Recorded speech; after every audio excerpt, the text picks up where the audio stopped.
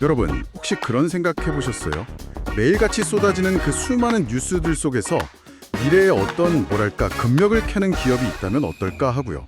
바로 그 AI의 학습 능력을 정말 극대화시키는 그런 특별한 데이터를 공급하는 곳인데요. 네, 오늘은 바로 국내 최대 뉴스 데이터를 기반으로 해서 이 AI 시대를 이끌어가려는 기업이죠. BQAI. 여기에 대해서 좀 자세히 살펴보려고 합니다. 이 기업의 핵심 경쟁력은 과연 뭘지, 또 재무 상태는 괜찮은 건지, 그리고 앞으로 어떤 기회와 또 위험 요인을 안고 있는지 저희랑 같이 한번 파헤쳐 보시죠. 우선 기본적인 정보부터 좀 짚어볼까요? 이게 원래 1998년에 비플라이 소프트라는 이름으로 시작했잖아요. 네, 맞아요. 그러다가 2022년에 코스닥에 상장을 했고 또 2024년에 BQAI로 사명을 바꾸면서 이제 본격적으로 AI 중심 기업으로 가겠다. 이렇게 선언을 한 거죠. 네. 근데 이 회사의 정말 그 핵심, 가장 중요한 포인트는 바로 그거 같아요. 한국언론진흥재단하고 뉴스 저작물 이용 계약을 체결한 이게 국내 유일 상장사라는 점. 바로 그겁니다. 이게 법적으로 좀 까다로운 문제인데 합법적으로 뉴스 데이터를 대량으로 유통할 수 있는 어떻게 보면 거의 독점적인 지위를 확보했다는 거죠. 이게 엄청난 강점이에요.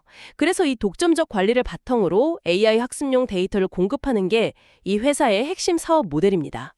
국내외 한 3천여 곳 되는 파트너사들한테서 매일 20만 건이 넘는 뉴스 데이터를 받아요.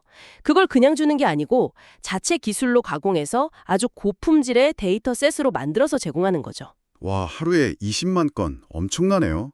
그럼 그 데이터 처리 기술이라는 게 그냥 단순히 모으는 게 아닌 거군요. 그렇죠. 20년 넘게 쌓아온 노하우가 있는 거죠.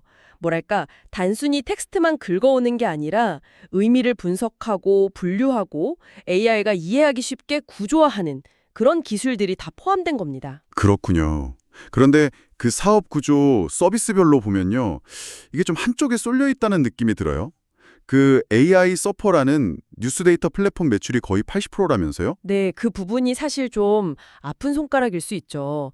AI 서퍼는 이제 기업들이 뉴스 모니터링하거나 검색, 스크랩하는 데 쓰는 전통적인 서비스인데 아직까진 여기가 주 수입원이에요. 그럼 나머지 한 15% 정도가 AI 학습용 데이터를 공급하는 RDP 라인, 그리고 또 AI 루트라는 것도 있고, 뭐 기타 서비스가 5% 정도 되는 거고요. 맞습니다. 그 RDP 라인이 사실 미래 성장 동력으로 보고 있는 핵심 플랫폼인데요.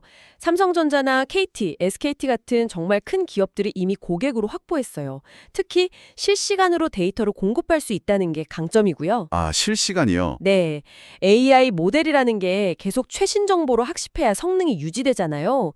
그래서 이 실시간 데이터 공급 능력이 중요해지고 있습니다. 아직 매출 비중은 작지만 그래서 잠재력은 아주 크다고 보는 거죠. 잠재력은 알겠습니다. 근데 이제 현실적인 성적표, 재무 상태를 좀 봐야 할 것 같은데요. 2024년 매출이 173억 원. 전년 대비로는 뭐 소폭 성장했다고는 하는데 네, 근데 그 성장세가 아주 가파르진 않죠. 2021년에 한 번 정점을 찍었다가 2022년에 좀 내려왔고 23년, 24년 이렇게 다시 회복하는 그런 추세입니다. 그렇죠. 근데 더 좀 아쉬운 건 역시 수익성 부분인 것 같아요. 2024년에 영업 손실이 8억 원. 2023년에 정말 반짝 흑자를 냈던 걸 빼면 계속 적자 흐름이란 말이죠. 왜 그런 건가요? 아, 그건 이제 AI 사업을 본격적으로 확장하면서 투자를 많이 늘렸기 때문이에요. 선제적인 투자라고 봐야죠. 예를 들면 베트남 법인을 설립한다던가 해서 글로벌 데이터 파이프라인을 구축하는데 비용이 꽤 들어갔습니다. 아하, 미래를 위한 투자 때문에 지금 당장은 적자다. 뭐 이해는 갑니다만 그래도 재무 건전성 자체는 괜찮은 편인가요? 네, 그건 다행히 양호한 편입니다. 부채 비율, 그러니까 자기 자본 대비 빚이 얼마나 되냐 하는 건데 이게 33% 정도로 낮고요. 유동 비율, 단기적인 지급 능력을 보는 건데 이게 383%로 꽤 높아요. 그래서 당장 뭐 재무적으로 위험하다 이 정도는 아니라고 볼 수 있습니다. 재무 안정성은 어느 정도 확보된 상태예요. 투자를 위한 숨고르기다. 일리가 있네요. 그러면 반대로 기회 요인은 확실히 있는 거겠죠? 특히 정부 정책 이야기가 많이 나오는 것 같던데요. 네, 맞습니다. 그게 지금 가장 큰 기대 요인 중 하나예요. 정부가 추진하는 소버린 AI 정책 있잖아요. 우리 기술, 우리 데이터 주권을 지키면서 AI 강국이 되겠다 이런 건데 네, 뭐 100조 원 투자 이야기도 나오고 AI 미래기획 수석까지 임명하고 그렇죠. 그렇죠. 그러니까 국내 최대, 그것도 합법적인 뉴스 데이터를 가진 BQAI가 이 정책의 최대 수혜자가 될 수 있다는 기대감이 아주 큰 겁니다. 특히 한국의 문화나 어떤 맥락을 잘 이해하는 한국형 초거대 AI 모델, 소위 KLLM 개발이 본격화되면 이 뉴스 데이터는 정말 필수적이거든요. 아, 그렇겠네요. 한국 사회를 이해하려면 한국 뉴스가 중요하니까. 네. 그리고 또 하나는 AI 학습 데이터 시장 자체가 엄청나게 성장하고 있다는 점이에요. 전 세계적으로 보면 연평균 24.7%씩 크고 있고요. 국내 데이터 시장 규모도 작년에 이미 27조 원을 넘었어요. 시장 자체가 커지고 있는 거죠. 시장 자체가 커지는 파도에 올라탈 수 있다. 네, 거기다가 최근에는 자체 개발한 RAG 모델 RDP1이라고 부르는데 이게 AI가 답변을 생성할 때 관련된 최신 뉴스를 먼저 찾아보고 더 정확하고 신뢰도 높은 답변을 하게 만드는 기술이거든요.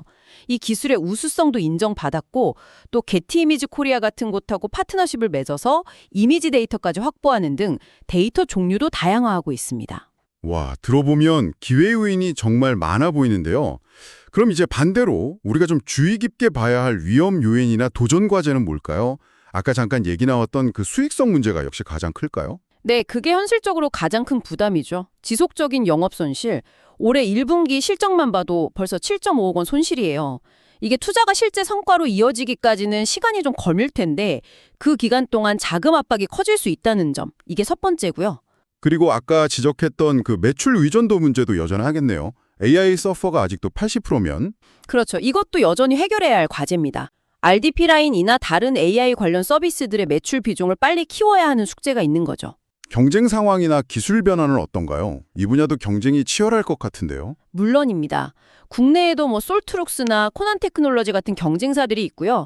그리고 아시겠지만 AI 기술은 정말 하루가 다르게 변하잖아요. 네, 정말 눈 뜨면 새로운 게 나오니까. 맞아요. 그러니까 뒤처지지 않으려면 연구개발 R&D에 계속해서 투자를 해야 하는데 이게 또 상당한 비용 부담으로 작용할 수 있습니다. 그리고 마지막으로 하나 더 생각해 볼게. 아까 그 정부의 소버린 AI 정책에 대한 기대가 크다고 했는데 이게 반대로 보면 정책이 혹시 바뀌거나 예산이 줄어들면 타격을 받을 수도 있다는 거 아닌가요? 정확합니다. 정책 의존성이 높다는 건 양날의 검이 될 수 있죠. 그리고 데이터 관련 규제가 어떻게 바뀔지도 항상 주시해야 하는 변수고요. 자, 그럼 좀 정리를 해볼까요? BQAI는 독점적인 뉴스 데이터라는 아주 강력한 무기를 가지고 있고 여기에 정부 정책이라는 순풍에 대한 기대감까지 더해져서 AI 데이터 기업으로 변신을 꾀하고 있습니다. 이건 분명 긍정적인 측면이죠.